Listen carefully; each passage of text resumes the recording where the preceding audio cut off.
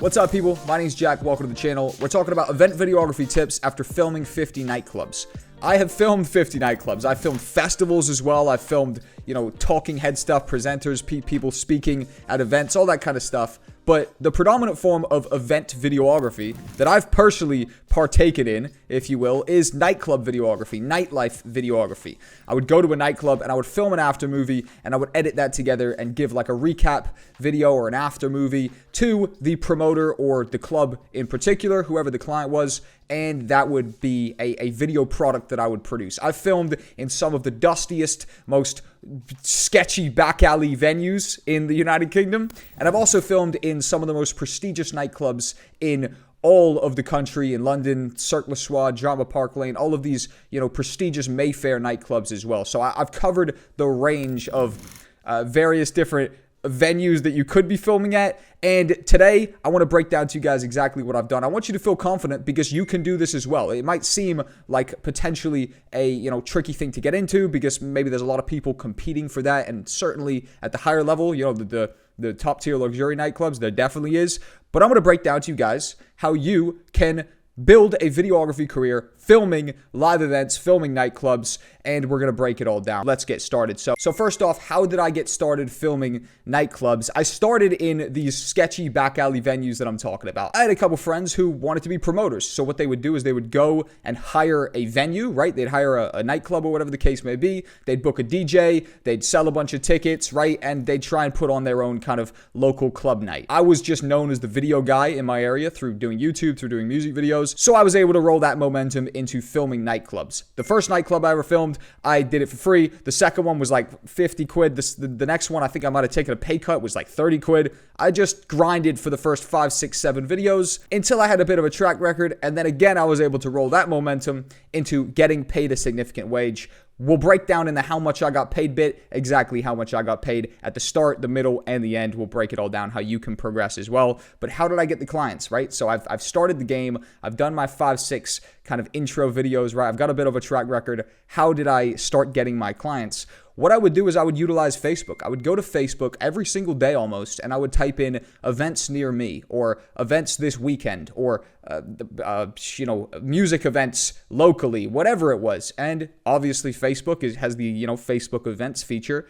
So I'd simply go down that, I would click on the event, and there would be some DJ booked, whatever, in the town next to me, and I'd simply message the promoters, and I'd send them some of these first few videos that, again, I did for free. So, this comes back to that theme of get 1, 2, 3 sample videos under your belt, even if you shoot them for free, even if you do them for cheap, whatever it is, you just need that track record, you need that sample, so then you can leverage that into paid work. It's much easier to show people what you can do rather than tell them, and to get them to believe you, you really do need to show them. We're on to stage 3, which is the equipment I use. We've started landing clients now, and we are getting some bookings. So I started filming nightclubs on a camera I didn't even own. My homie Noah, he had a Canon 600D. Look it up. I'll throw a picture somewhere.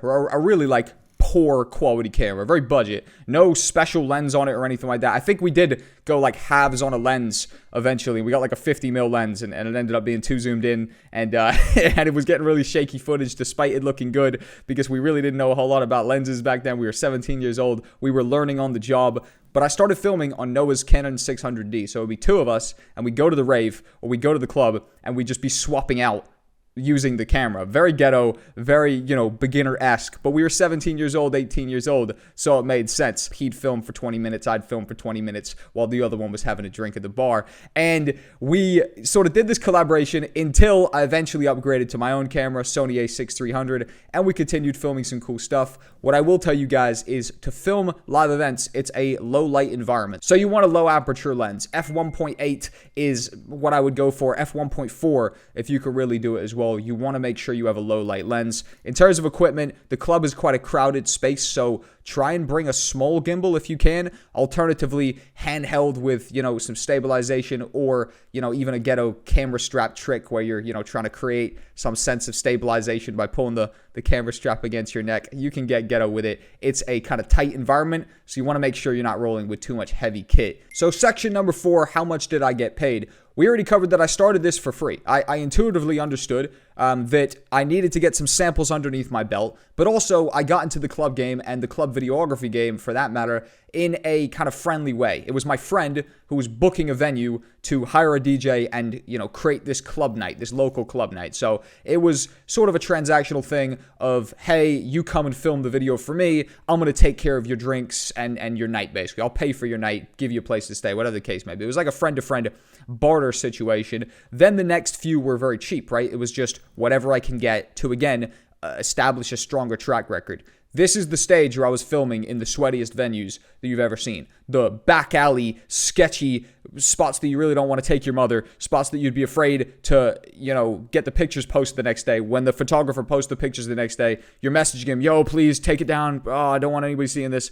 Those kind of venues. But over time, I built this up to a significant fee. After about 6-7 months, I was getting 150, 200 a pop. And then at the higher tier of the nightlife in London, for example, when I was filming people like Tyga, ASAP Ferg, people like that, I was getting 250, 300 a pop. And that's to come down there and film for like 4 hours, and then you come home, you put together an edit for them, and then that's the video product delivered. Number 5 is an interesting one. This is recurring clients. So we have established how I got into this. I've told you guys how I got my clients. I told you how I scaled up my equipment at the start. I just did what I could. I used Noah's camera, then I got my own camera. Boom. We were shooting with bad lenses. Then eventually we got low aperture lenses. The quality started getting better. I had my journey, right? I broke down how much I got paid. But let me break down why filming nightclubs was really fun for me, and it was actually a good, consistent client. If you've paid attention to this channel and if you've listened to any of the freelance content that we talk about, and if you're in Video Production Plus, my private members community for video creators, where we're coaching you to become full-time video creatives and build a career in video, if you're in there as well, you'll definitely know about my theory on recurring clients. Not really a theory, this is a philosophy. The freelance game is very unpredictable. 1 week you get a big job and then it's 3 weeks without any work. It can be very stressful because you don't have that guaranteed salary and that safety net and protection that a traditional job and a guaranteed paycheck every month. You know what day it's coming. That gives you a sense of security, right? You don't have that in the freelance game. So you want consistent recurring clients. You want to start landing as many clients that give you repeat business. So I knew when I landed a client for example, Tom, which is this dude who owned a promotion company called Fuzi in Bristol. So when I landed Tom, he was a great client because that dude was hosting events every other weekend. We were filming multiple events, a day party, a club, all this stuff. Likewise, there was this other promotion company called 4-4. They were in Plymouth. I was shooting clubs for them every other weekend. So promoters are oftentimes hosting loads of events. They have like an event called, Boogie Down Tonight, whatever their stupid event is called, right? And they might host a Boogie Down Tonight this week, and then another 6 weeks they're doing another Boogie Down Tonight with a new set of DJs, right? They have this kind of like recurring event brand, if you will, and I was able to tap in with a lot of those guys. So the fact that promoters can actually be recurring clients and give you consistent income that you can depend on. Tom is booking a Fuzi 3 weeks from now, and he also said there's another one in April and another one in June, right? So okay, boom, that's like 3 bookings right there. The guy doesn't want to go out there and find 4 videographers for each of those events. So you naturally just get all of that work. Likewise as well with nightclubs. When I started working with Cirque du Soleil, they gave me loads of stuff. Like some of my biggest high-profile rappers came from Cirque du Soleil because they just continued to give me work because I proved myself that I was good. I did, Future, then ASAP Ferg, then Nelly. Then I rolled that work into getting to work at another nightclub in London called Proud Late. They got Tyga, Fat Joe. They only want to make a relationship one time. Once you're the video guy or the video girl, you're the person who has that opportunity. You have that client. And unless you mess it up and fumble the opportunity, you're going to keep on getting invited back. So that right there is the video, event videography tips after filming 50 nightclubs. I hope this broke some cool stuff down to you. I really just did a big dump.